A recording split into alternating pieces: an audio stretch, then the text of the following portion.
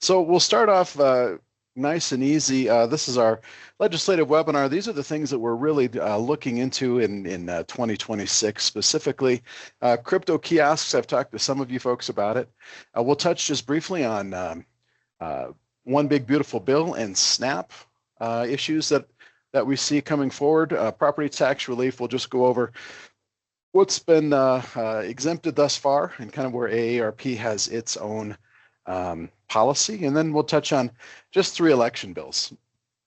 So to kick this thing off, I'm going to ask you to watch just a little bit of video with me, and let me know if you can hear this first. It does probably a better job of explaining things than even I can do.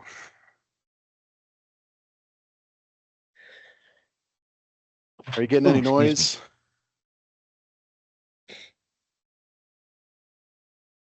No, I'm just seeing video. No volume.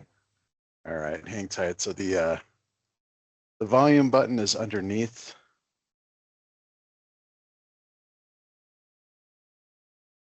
Okay. Anything now? Tom, if you go on your share screen when you're sharing it, there should be like a drop down and it'll say add volume, and it should make the video that you're sharing have the volume. Okay. No. You are watching a victim All right. get scammed. Scamming you. No, they're not. One of thousands of Americans caught in a growing global crime spree that's no secret to police. This is the police department. I don't care. Or even store clerks. A lot of people have been scammed. No. You are watching a victim get scammed. They're scamming you. No, they're not. One of thousands of Americans caught in a growing global crime spree that's no secret to police. This is the police department. I don't care. Or even store clerks. A lot of people have been scammed recently. From Georgia. Somebody on the internet, some scam caller told them to do this. To Massachusetts. What did they tell you to do? Take $31,000 and then put it into Bitcoin. Oh, no. Texas. I know there's an elderly lady feeding thousands of dollars into the cryptocurrency machine. Please, I have to bank on the phone. I'm in danger. Okay, no, you're not, ma'am. And Ohio. How much money have you already sent to them? $10,700. Jesus Christ. Man. I even talked to one of these scammers. You need to withdraw $9,500 from your account. And you'll see how he tried to steal 10 grand. This is a scam. You know it and I know it. I'm talking to the reporter. In all of these cases, these machines, called crypto ATMs, become the getaway car for the scammers who prey on victims like Gus Kaysen. That's where I stuffed them $100 bills. It would prompt you for everything that come up, and I had him on the phone too. Had you ever seen this before? Never been here before, never been here after. Just outside Cedar Rapids, Iowa, is where Gus Kaysen calls home. Age 71, a retired union worker and superfan of the band Nickelback. 2 years ago, as he was recovering from a stroke. I got a phone call. Well, he told me he was president of the bank. I said, now you tell me, I swear that you're not a scam. I swear I'm not a scam and all that. He convinced me. He was good. He was good. I just had a stroke. I wasn't thinking right at all. The scammer told Gus that he would be arrested unless he withdrew $15,000 in cash and deposited it in that crypto ATM. It looks like a normal ATM, but a crypto ATM is different. Put in cash and it converts it into cryptocurrency in an instant. Victims like Gus have lost about $240 million so far this year, says the FBI, double the pace of last year. I should have known better. I should have known better. I was stupid enough. I fell for it. The scammer took off with Gus's cash in the form of cryptocurrency. But the crypto ATM company also made money from the transaction. Our investigation found the companies that operate crypto ATMs profit off the fees and markups, often at 20 to 30% that they charge on transactions, scam or legit. And when police have seized the scammed cash out of the ATMs, the crypto ATM companies hit back hard in court to get that cash back, which is what happened to Gus Kaysen. This is our evidence processing room. Major Chad Colson and his deputies at the Lynn County Sheriff's Office managed to recover the $15,000 in cash that Gus had put into that crypto ATM as evidence in a crime. How confident were you that the victim would get that money back after you took it out of the machine. So we were very confident. His confidence was short-lived. Bitcoin Depot, the company with the most crypto ATMs in the U.S., fought in court to get the $15,000 back. The company points out its machines, like many crypto ATMs, have multiple on-screen warnings, alerts of scams, and requires that customers agree that they're only sending money to their own accounts. So in court, Bitcoin Depot won. We ended up getting a communication from Bitcoin Depot. They said it was a glorious day, gentlemen. When can we come get our money? Which was our victim's money, a multi-million-dollar company. Okay, so we'll cut it off at that point. That gives you kind of an overview of what we're looking at here. So what we're ultimately seeing, and let's bring a few themes forward before we get too far. First of all, we're not anti-crypto at AARP. Rather, we're strong anti-fraud. And we'll discuss why scammers like this form of payment explore some of the other ways states are choosing to regulate these machines as well in the presentation. So in speaking with legislators and the general public in Wyoming, it's clear that crypto ATMs are pretty new to our state. In short, they're machines that allow cash to crypto transactions, which isn't a big deal. However, the machine also facilitates the transfer of crypto from one virtual wallet to another. And so we believe that in Wyoming, there's just short of 50 kiosks, and 11 of these are in Cheyenne alone. The average transaction performed through these kiosks is $300. Virtual kiosks are also one of the rare parts of the industry in many cases that allow customers to exchange cash for virtual currency, sometimes without having to go through the Know Your Customer or KYC process first. The overall crypto market is $3.95 trillion, and kiosks made up just $182 million of that in 2023. Chainalysis, a blockchain analytics company that has told AARP virtual kiosk transactions comprise less than 1% of all virtual currency transactions. The bulk of crypto transactions are performed on centralized exchanges like Coinbase, Kraken, Crypto, and others. To use a centralized exchange, a customer has to go through that Know Your Customer verification process. The other advantage to using an exchange is the average transaction runs between 0.24 and 3% per transaction, whereas, as we've learned already, kiosks can run up to 26% transaction fees. So here's what we know thus far. We're seeing a number of fraud complaints related to these machines. And we keep in mind that reporting of scams and fraud and people being defrauded has a tendency to be really underreported because people feel they're either nothing they can do about it or they're embarrassed about getting scammed. And so these are just the ones that were reported to the FBI last year. Over 2,674 of those were among those over age 60, which is a big concern for us, obviously. Here in the state of Wyoming, once again, remember that those fraud numbers are really underreported. So we're being told that there was only about 30 of these reports. However, when we dig in and speak with our local law enforcement, Cheyenne told us that with 16 months period, they had over 50 reports in Cheyenne alone. We also saw the same thing in Sheridan and then as well as Gillette. And so to join us today, we've got Gillette Police Detective Alan Stuber. Detective Stuber, thanks for your time. Can you tell us how these scams work and what leads people to actually put money into the crypto kiosks? Yeah, absolutely. So in Gillette alone, between the city, obviously police department, and the county, we work close with their detectives, and we take alone just in 12 months, we take it anywhere between 75 and 100 calls or cases a year. And I would say this last year alone, total loss between. Oh, hey Pepper, how are you? Good, how are you? Good. Good. Ready for session? Oh, yeah, you know it. Yeah, how about you? Senator Brightman, your mic is on. I got her.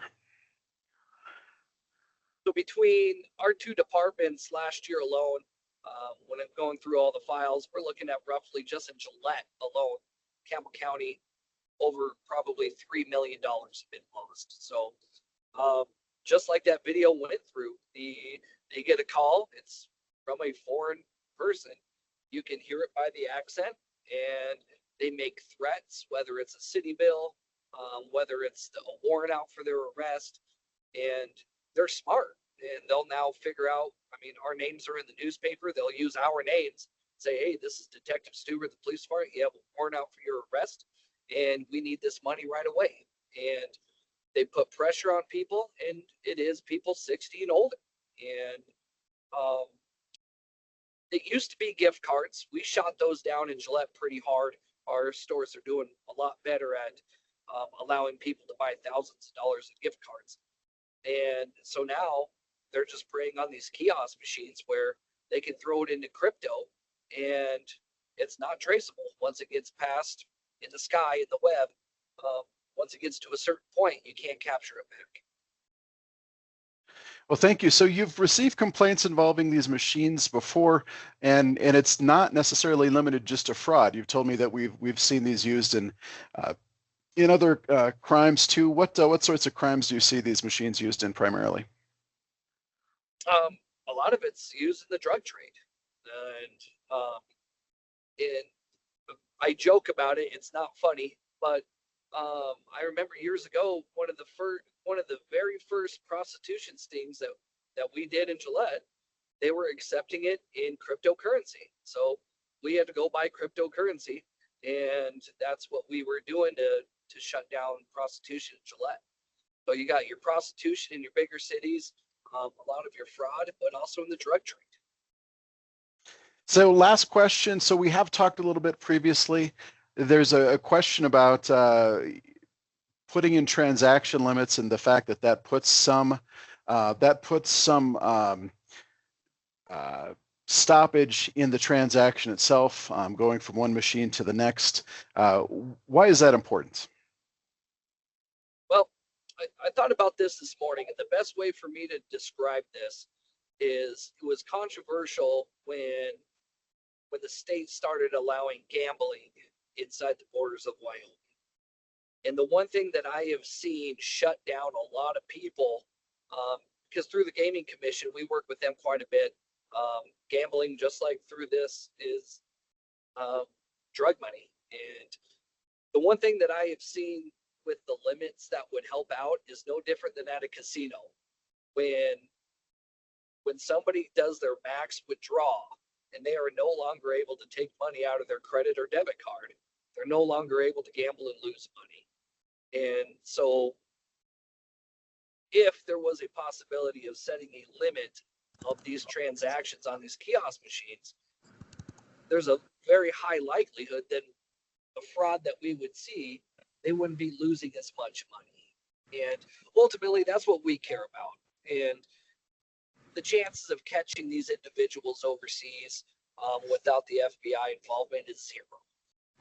The number one thing that we try to do at the Gillette Police Department is capture that money back from victims, which is very hard to do. If we don't get it, we don't get the report within the first 24 hours, it's almost impossible. So we have been having success, but if by limiting the amount that these people are able to put in is better, there's no reason to pay these astronomical percentages when I can download an app on my phone for free. If I want to buy Bitcoin, I could go to coin.com and pay very minimal and invest into Bitcoin if I wanted to. There's no reason for me to go to a kiosk machine where they keep over 20%. Well, thank you, Detective. We do have a question that's come up from Representative Davis. Go ahead and ask your question, Representative. Oh, can you? Yeah, go Representative, ahead. We lost you. Go ahead. Okay, how about now? Gotcha.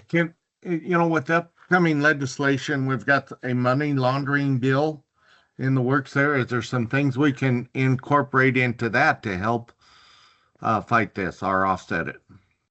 That's my question. I don't know is the short answer from AARP. Yeah, I haven't seen the bill, so I don't know.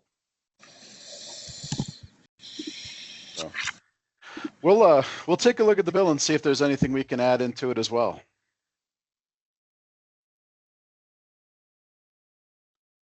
So, okay, moving on down. So we've actually seen states go at this issue a couple different ways. In Iowa, the Attorney General actually is suing 2 crypto ATM companies under the Iowa Consumer Protection Fraud. The AG claims Iowans have lost more than 20 million in transactions to machines used by the 2 companies, CoinFlip and Bitcoin Depot. The investigation started in October of 2023 with subpoenas to 14 crypto ATM companies. The subpoenas released information on Iowans' transactions through crypto ATM kiosks over a near 3-year period. The investigation found that nearly 98% of money Iowans reported sending through Bitcoin Depot machines and 94% through CoinFlip machines were scam transactions. This summer, the District of Columbia Attorney General filed a lawsuit against crypto ATM companies, accusing the company of financially exploiting district residents. That lawsuit alleges 93% of deposits made into Athena's Bitcoin teller machines were linked to scams, many of which targeted seniors and vulnerable adults at a 26% fee without disclosing those fees. And as we mentioned, crypto that I buy, I like playing with in the crypto market myself. I do it through Robinhood, and I get charged 0.25% to 3% per transaction. However, these fees were up to 26%. So at AARP, we also think putting warning placards on these machines is a great idea. However, that's not the only answer. So the Athena suit out of District of Columbia has provided us with photos that you see here. In each case, that's a customer acknowledging these machines are often used in fraud by pushing a button on the screen. So Representative Riggins, I see you've got a question. Feel free. Thank you. My quick question is, do any of the regular banking institutions have these in their lobbies or anything, or is this strictly cryptocurrency companies dealing with this? Mr. Representative, I wanted to say Mr. Chairman, but I stopped there. Mr. Representative, no, these are not owned by banks. These are outside companies that have a tendency to cite them ordinarily in gas stations as well as convenience stores. So at AARP, we'll be asking, oh, did you have a follow-up? I'm sorry. I have a quick follow-up. What possesses a person that feels the desire to have to go to a kiosk like this for a legitimate exchange, just to purchase them as an investment? So there are a couple. So what we've heard from the machine companies is there's a few different uses of these. So first of all, it's for what they refer to as the crypto curious. So someone who maybe doesn't want to attach, maybe wants to buy a little bit of crypto but doesn't want to get too deep into it. Others, folks who are unbanked. So folks who maybe don't trust banks, this is a way that they can move money around. And then those who like to send money home from various places. Now, once again, the inexpensive way to do that is to go through a reputable exchange that uses the KYC, which is the Know Your Customer rules. So that's one of those things where it's a little bit, it's not advisable. I think we should say, perhaps. In the state of Wyoming, we've also seen a number of states that are regulating these machines through legislative means. The map you see before you will have 15 other states that bring legislation this year, including Wyoming. At AARP Wyoming, we're asking the legislature to hand over regulatory powers of these machines to the Wyoming Division of Banking and Commissioner Jeremiah Bishop. The good commissioner is nice enough to join us today. Commissioner, you've been knee-deep in this issue for the last 6 months to a year. What stands out to you about the topic? Yeah, thank you, Tom. Yeah, I've been talking to other states about this for, about a year now, pretty heavily over the last 6 months, mostly just to see what other states are doing and what they're seeing is working, not working, as not only creating requirements for these companies, but also when they kind of perform what we call examinations as kind of an audit to ensure that these companies are complying with those requirements. A lot of them are very similar to what you're talking about, transaction limits, know your customer requirements, things like that. Just putting some sort of licensing structure in place somehow so that we know who these companies are and we can put in place certain reporting requirements on transactions, things like that. So one of the things I've been hearing a little bit is kind of the more around, for example, disclosures. I think it was Nebraska They created their own regime with their state-specific disclosures. The issue is every state is going to have different disclosures, and most of these companies do business in all states.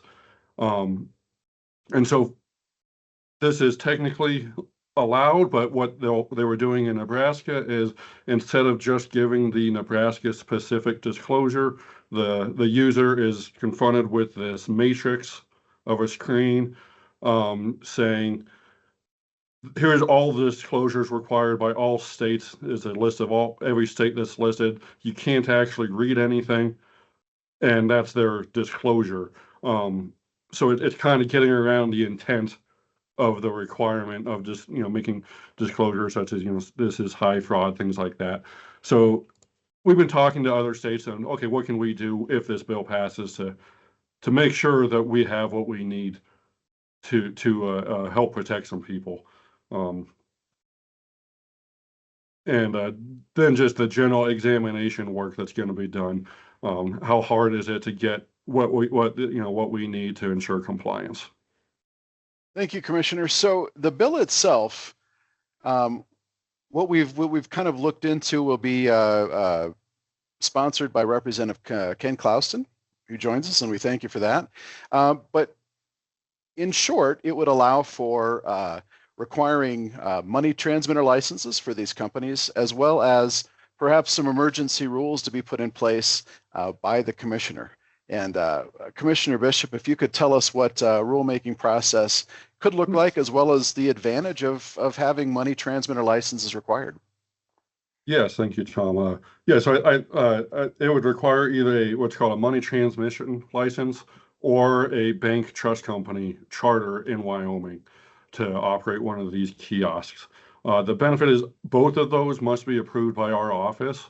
Both of them are regulated by our office. And more importantly, both of them are subject to BSA AML requirements. So kind of the know your customer requirements. And so that's already in place. I think when we did a review of these kiosk operators, half of them are already licensed with us. The other half would have to get licensed with us somehow to continue to operate.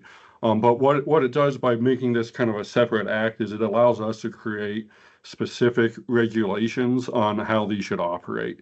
That's where we could be a little bit more flexible as we kind of see how these go than maybe putting it in law. We can put transaction limits in place. We could make it a requirement that these companies must screen every transaction prior to sending it. And if they identify that it is fraudulent, they must return, assets to customers.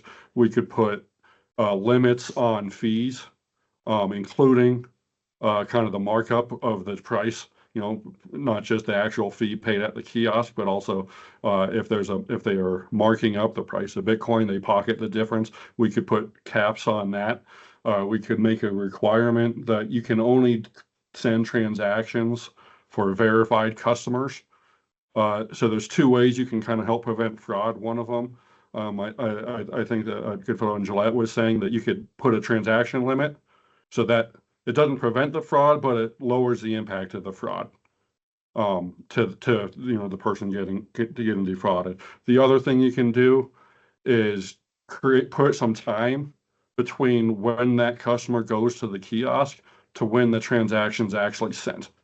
Because oftentimes these people are on the phone with the people scamming them while they're doing their transaction. I had someone call me trying to scam me, and that's what they were trying to do. They did not want me to hang up the phone the entire time. So if you can add a day or two, then it's more likely than the person getting scammed will identify, hey, this was a scam. I can contact this company and get my funds back.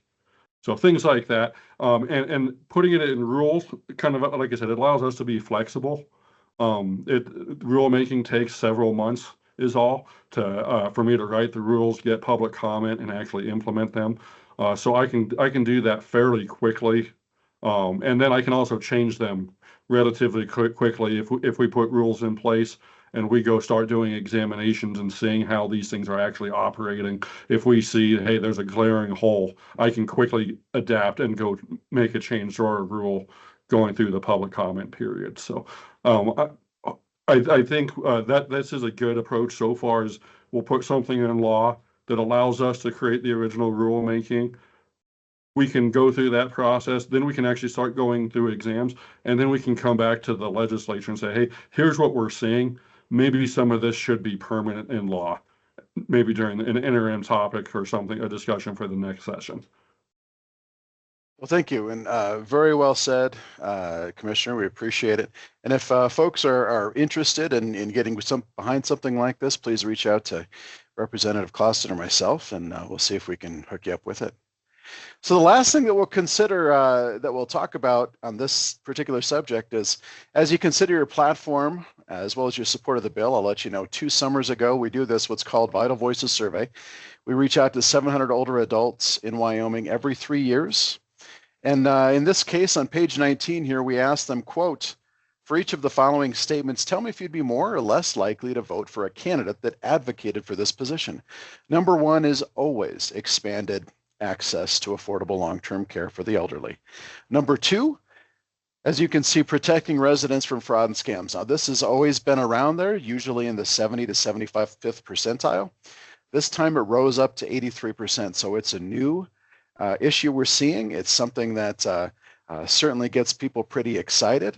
If you're looking for that talking point, if you're looking for that ability to sort of show that you're, helping the consumers to stay safe from fraud and scam, this is a pretty good opportunity to do so. Representative Clausen, you've got your hand up. Feel free to join us. Thanks, Tom, and thanks for everyone for joining us. This is something we started working with the police department in Gillette last spring, probably in April. So, a huge problem in Campbell County. And then we decided, found out what a big problem it was throughout the state of Wyoming. Mr. Bishop, do you have any information on some of these other states that have implemented these rules and regulations and how they've affected or been effective in those states? Yeah, thank you for the question. Yeah, so far the common themes are exactly what Tom was talking about. Of what are the common requirements, transaction limits, things like that. Clear disclosure of what the fee is, caps on the fees, things like that. I think one of the areas that I've found talking to other states where I think we can maybe improve upon is documentation of transactions. Everybody has something where, okay, it must have a paper receipt. I think it would be helpful to not just have a documentation of the receipt, but also documentation that the operator conducted the appropriate review to make sure this was a legitimate transaction, and actually having the customer actually sign an acknowledgement of the required disclosures, making sure those disclosures are clear and conspicuous, things like that. That helps in the examination, because that's what we would request. Is we would like to do a transaction test and give me all transactions you did in the last year, and we want to make sure that you not only complied with the law and the regulation, but that you have the documentation proof that you followed it. I think that's kind of one step that we could maybe put in rule that will really help us understand this, and also it will help the operators of these companies making sure that they're actually conducting, legitimate business. But a lot of states are doing it similarly. Some of them are doing it, through money transmitters, things like that. The big piece is that you have some type of license, whatever that might be, that is given to these institutions, so we know who they are and where they are, and then they have basically the documentation proof showing that they're doing what they're supposed to. Perfect.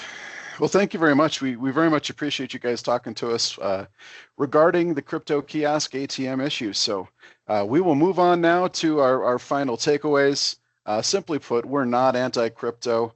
We just believe that there's probably a better way to go ahead and help folks with consumer protection. In fact, we're not even asking for removal of the machines whatsoever.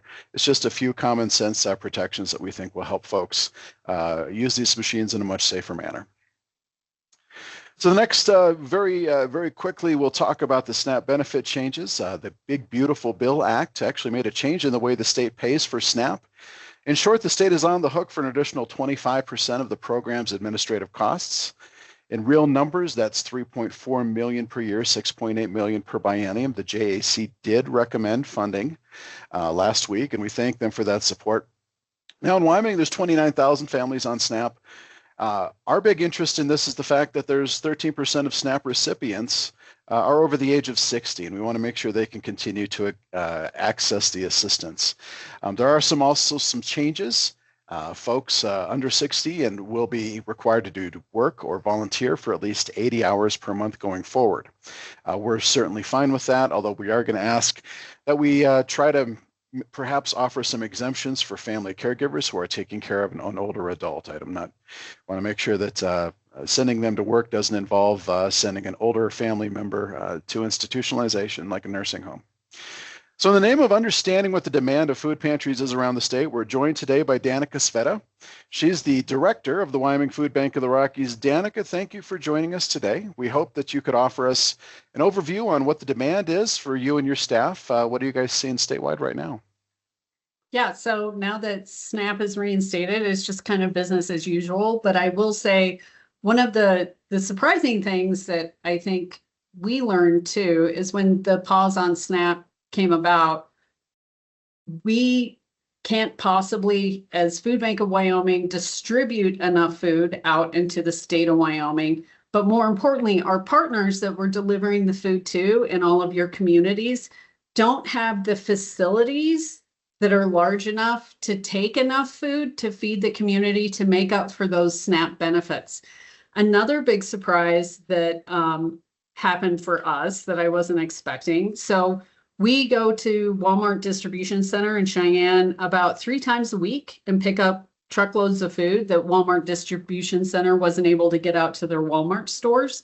And normally we get a full trailer full of like kind of mixed produce. So think bananas, garlic, jalapenos, lettuce, berries, all these wonderful things that we get to distribute back out across Wyoming. Well, during the pause, we were picking up our normal loads from Walmart, but the second that SNAP turned back on, our loads decreased the amount of produce that we were getting dramatically. Those loads that we were initially picking up, we were getting, buttercream frosting, which we don't want or need. But all those items that, historically you'd think that people with SNAP benefits are using, but what instead disappeared immediately was all the produce. So it's anecdotal, but it gives me the sense that a lot of people are using their SNAP cards to actually supplement by buying fresh produce, greens, lettuce, like kind of defying the myth of people using SNAP only for sodas and chips. They really are using those benefits because they're purchasing food on their own. It's just a little additional amount that they get every month. They're buying, the filling items like their pastas and hamburger helpers, but then they're using those benefits to make sure that they also have a really good mix of produce and nutritious food in addition to what they're already purchasing. We know at our mobile pantries and at our partners, the amount of people that they were seeing walking through their door that they'd never seen before, because SNAP really keeps them from needing that kind of emergency food that food pantries supply. And the problem with that is most pantries are open during the week, and a lot of people using SNAP benefits are working, but especially for older adults, they are really feeling the pressure right now at our mobile pantries. 55% of the people that we serve at mobile pantries in rural communities are either older adults or children. And so that's only one time a month. So we know that SNAP really does provide, it really keeps people right where they need to be nutritionally. And so we would really encourage that we pick up that administration fee so we can continue the SNAP program. We've already had work benefits in place this whole time. What is happening is they've expanded the definition of what an able-bodied adult is. And so it will expand people with children at home that will now, if they were previously homemakers, like taking care of the kids, they'll have to go to work while their kids are in school. So that's the only work portion that has really changed. But this extra additional money not only will fund the SNAP program as it has been, but it also pays for the employees that distribute the emergency food throughout the state, government commodities, and food boxes for older adults that we distribute across the state. If this is not funded, we lose not only SNAP, but we lose TFAP and CSFP for older adults. So it's all tied together because it's those employees that are administering those programs. Danica, you just answered my next 3 questions in one shot, and you made me feel bad for drinking a soda. No, I drink soda too. I think we all enjoy a little soda every now and again. Thank you much. You're a saint. We appreciate everything you do. Thanks for joining us today. No problem. So the other budget-based topic that AARP is supportive of this year is $1.5 million to the Department of Family Services for safety net services of vulnerable adults. This was a budget amendment that passed last year. However, as you're aware, the state supplemental budget didn't. This money goes to short-term services for those who need it, such as emergency housing for someone who's in a bad situation, or maybe they need the house clean so they can stay in the home a little bit longer. But ultimately, this money does go towards helping people stay in the homes as long as they can. However, $500,000 of that will go towards guardianships in Wyoming. Now, a guardianship is something that is established by a court. And the folks that actually request these guardianships more often than not have a tendency to be either law enforcement or medical, who meets somebody and says this person is unfortunately not able to take care of themselves or their finances. So Wyoming Guardianship Corporation, who the state has a tendency to contract with for guardianship services in the state, tells us, as an example, roughly half of the state's guardianships are older adults with dementia. Wyoming Guardianship gets the case, looks for family members, looks for friends in the area who are willing to be able to act as guardianship. If they're not able to do so, that's when one of these guardianship slots, which would be purchased with the $506,000, goes into effect. So if no other questions on that, our next topic is a familiar one, property tax relief again. For this information, we actually took some info from our friends at the Wyoming Taxpayers Association. Hank and his team put together some basic stats that are on the PowerPoint that I sent you in your calendar invite already. Feel free to use those as needed. This is estimated taxes reduced for our state's education, counties, and other special districts. As we remind ourselves, the state doesn't collect property tax. So the second slide breaks down the estimated tax reduction by county. And finally, the third slide is where the reductions fell in terms of education, money to Wyoming counties, special districts, and others. So feel free to use this information as you see fit.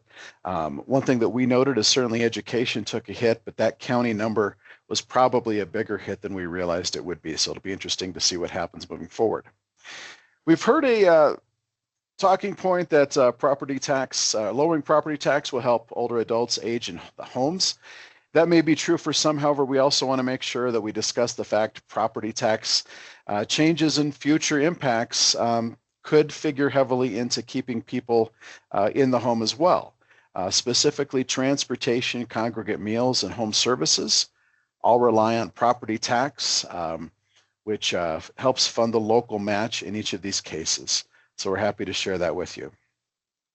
Finally, this is just our property tax relief policy. As you can imagine, really we strive for that balance in all things, trying to help people stay in their homes through use of services. In order to do that, we have a tendency to prefer means-tested programming, such as the property tax relief program. And otherwise, I think we're doing a pretty good job in the state as it stands right now in terms of making sure that we are doing well to market those property tax efforts. The other thing we'll point out is the Rural Healthcare Transformation Act. These dollars came through the One Big Beautiful Bill Act. In year 1 of 5, we'll expect to see $205 million sent to the state. There are some rules imposed on us by CMS, such as limits on capital construction and rate rebasing. The first proposal was made by the Department of Health and sent to the feds. and you'll be allowed to vote on how it gets spent. So the Joint Appropriations Committee has considered a bill to do just that. They'll be talking about it again, I believe, February 5th, once again. So just to give you kind of a bit of an overview, because it would be difficult to spend $205 million in a year without rampant fraud, we're going to use something we call perpetuity accounts.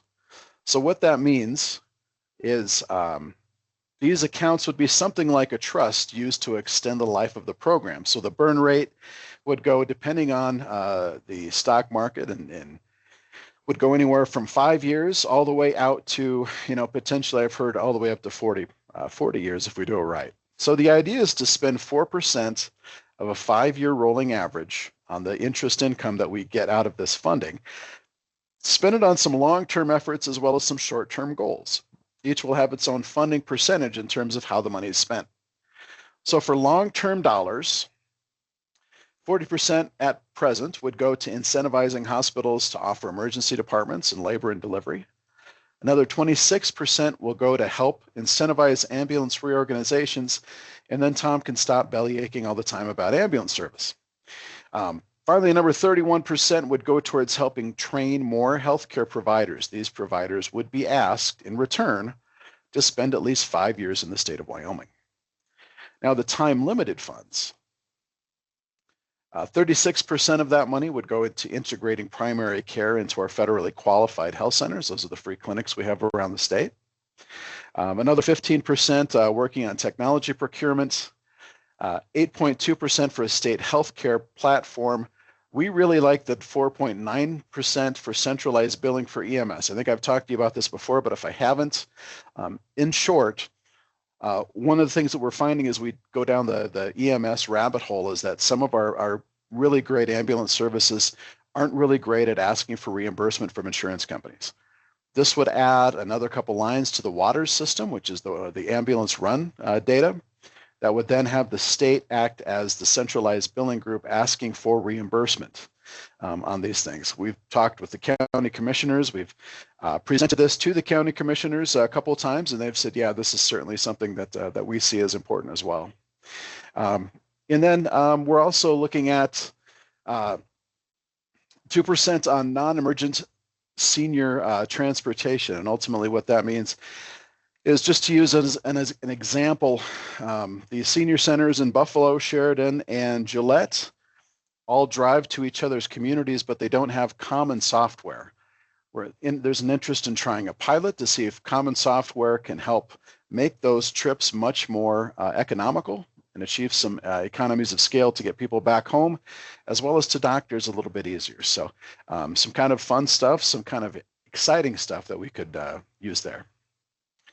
And then the last thing I'll bring up, because I mentioned that we'd take 45 minutes and we're on minute 44 right now, is just a little bit our acknowledgement of election bills coming back before the legislature. These are the three bills that we'll be talking about the most, that we have concerns about, specifically ballot box prohibition. So Wednesday of last week, I was at the Cheyenne Senior Center here in town, and I brought up these three bills. And the funny thing was, the ballot boxes prohibition brought the whole conversation to a stop. I was shocked. And this is one where our members tell us, look, we're not a woke group. We're not a bunch of crazy liberals. The reality is, when you get older, things start to hurt. And if you can walk 10 to 20 steps to drop off your ballot, as opposed to into the clerk's office, upstairs, and whatnot, folks are going to do that. And so this was one that people got a little bit fired up about. They were very interested in making sure that the ballot box, at least in Laramie County, continues. It's sunken in, it's secure. We happen to have an election judge in the audience that day who said, here's the process for actually getting those emptied. He said, I go out twice a day, and I have a Republican, I have a Democrat, and I have a sheriff's deputy. And we empty the thing twice a day. We just walk it straight up to the clerk's office. Every now and again, we'll get someone dropping their water bill in. That's okay. We know where that goes. We can handle that. So they also said on the weekends, on Monday, that's the first thing they have to do as soon as they get in, because what they find is when you look at the address of the people dropping off their ballots, it's people from Kurt Gowdy, it's people from Pine Bluffs who happen to drop off their ballots when they come into town or do their grocery shopping or other shopping on the weekend. So our preference would be to see if we can do something just to standardize security around them. The second one, ballot harvesting, that's that question about only immediate family members may drop off an absentee ballot. Our question comes into the question above, what about nursing homes? What do we do there? As well as the question about what is immediate family member? Does that mean that if my mom is living with us, is she a part of the immediate family? There's a lot more detail that kind of needs to go in that. And then finally, voter ID. As you're well aware, we asked for Medicare cards to be added to that bill when it first came through about 10 or 15 years. Well, no, what would that be? 2020, I believe. And that provision will sunset in 2030. Now, our reason for it is, between 300 and 400 people last year voted using Medicare cards. We know that some folks struggle to get to YDOT for an ID, to get a photo ID. And so we're asking for, it's okay if we get rid of the Medicare card, but there are other options out there. There's 46 other states that have something. We'd love to be one of those states that has something. One thing that we brought up during the last meeting of the Corporations Committee is, last year for House Bill 137, which was the residency requirement to vote, that allowed for a nursing home attestation of residency to be used to register. So we would like to see that allowed for voting. It doesn't hit everyone we're worried about by any stretch of the imagination, but it's a start. So that said, that is everything I've got. We came in at 47 minutes. So I very much appreciate your time. Representative Riggins, you got a question. Go ahead. Yeah, quickly on a previous slide, you were talking about property tax deferral.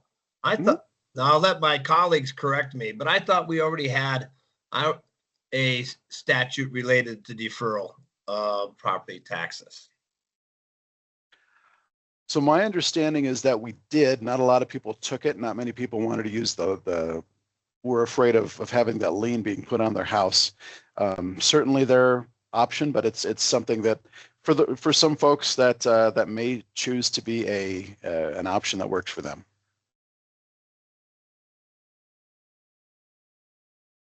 All right, Representative Connolly.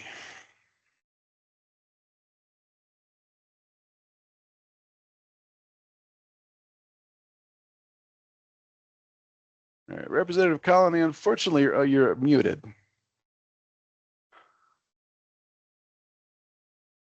It's on the top bar of the screen. Oh, sorry about that. Good morning, everybody. Hi. It's good to see everybody. What I have a question about is a little more detail on the EMS, what you said, common software idea. So that would actually be for non-emergent senior transportation. So that would be the transportation you get from the senior center and AJ's folks. But do you mean like radio communications or comms between? Oh, okay. You see, it'd be for signing up for rides. Oh, okay. That way Buffalo would know when someone is going to Sheridan, and Sheridan would know when someone's going to Gillette, and instead of having Buffalo have to go all the way to Gillette, is there a way to help get them dropped off in Sheridan and get them to Gillette that way? Okay, thank you. Yeah, good question though. AJ's your guy there. He's one of the guys who came up with this one. The other thing that we've talked about too, that I know affects seniors, is the two programs that the senior centers count on so much through the Department of Health. The Wyoming, oh geez, I just skipped my brain. Wyoming Services, WICE or whatever they call it. Wyoming Home Services. Wyoming Home Services, and there's another one too. Community Choices? Yeah, I think so. And they wanted to make sure that those don't get axed out of the budget. Because they really, really count on those. Can you talk to that a little bit? Absolutely. So those at present are in. They seem to be okay. There was a provision approved by the governor and removed by the JAC that would have added another 11 million to the community choices waiver. And this is for folks who they've received that diagnosis that they have reached a nursing home level of care need, and they've reached a Medicaid level of finance. And so they can go into a nursing home through Wyoming Medicaid, which 67% of all Wyoming nursing home bed days are through Wyoming Medicaid. Or they can choose to get that care through home services. And most of them do, the overwhelming majority of them do. And so there is a wait list right now for the CCW, for the Community Choices Waiver. And that 11 million would have gone towards cleaning up the wait list. The beautiful thing about the Community Choices Waiver is it helps people stay at home, which is where they want to be, but B, it's far less expensive to the state, because right now Medicaid is a 50-50 proposition. So we pay 50%, the feds pay 50%. Nursing home care right now is about $7,000 per person per month. So when someone goes into a nursing home through Wyoming Medicaid, we're paying about $3,000, $3,500 a month to put them there. We've found we can serve that same person through home services at less than $2,000 per month. And so that's really, and the good news is the hearts and minds of people that are actually in this program want the least expensive option. So luckily those programs seem to be funded as of this point. Thanks for the question, though. It's a good one. Any other questions before I let you all out for lunch? Representative Ottman.